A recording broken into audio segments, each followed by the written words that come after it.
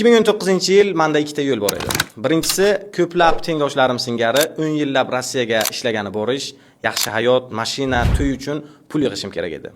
Ikkinchi yo'l esa hali kelajagi noma'lum bo'lgan blogerlik sohasini tanlashim kerak edi. Men shunda hayotimdagi eng katta riskni amalga oshirdim. Chunki o'shanda men oddiygina smartfon yordamida to'g'ri kontent yaratish, to'g'ri syomka qilish, uni montaj qilish va millionlab obunachilar yig'ish mumkinligi va eng muhimi stabil daromadga chiqish mumkinligini va undan ham muhimrog'i bu ishni har bir inson amalga oshirishini tushunib yetganman.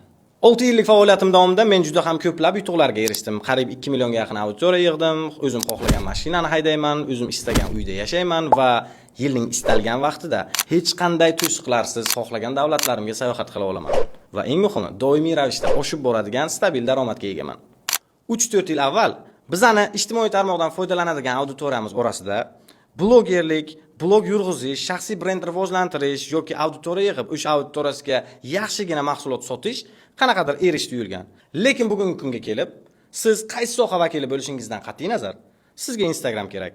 Misol uchun siz shifokormisiz, yuristmisiz, oddiy talabamisiz, quruvchimisiz, katta-kichik biznes egasimisiz yoki hattoki uy bekasi bo'lsangiz ham, sizga Instagram yurg'izish juda ham zarur. Chunki bomishlarda ham hozir Instagram bor, jigar. Assalomu alaykum, importni bomishda to'g'ri kedan. Lekin men sizlarga o'zi aytadigan odam umuman boshqa sferadan kelib, blogerlikni zo'r uddalagan. Qisqa muddatda million auditoriyaga ega bo'lgan va stabil daromadga chiqa olgan. Men Rashidov Mirjon. Blogerlar orasida eng qisqa muddat ichida million auditoriya hamda stabil daromadga chiqqanman. Bunga sabab esa menda tayyor shablon bor edi.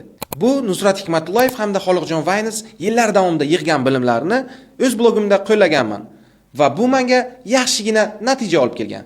Qisqa fursat ichida menga o'xshab o'z blogini yaxshigina ko'targan blogerlar kam emas. Misol tariqasida aytaman, Suhrob Islomov, Hamida Jo'rayeva va hozirgi kunda Bobomurod seriali bilan taniqli bo'lgan Dima Rek.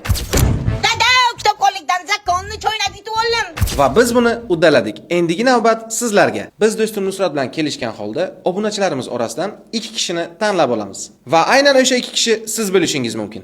Shartlar juda ham oson. Shunchaki mana shu video izohida sizni aynan nima uchun tanlashimiz kerakligini yozib qoldiring va bizni yopiq Telegram kanalimizga podpisatsiya qilib qo'ying. Telegram kanalimizni esa profilimiz biosidan topishingiz mumkin bo'ladi.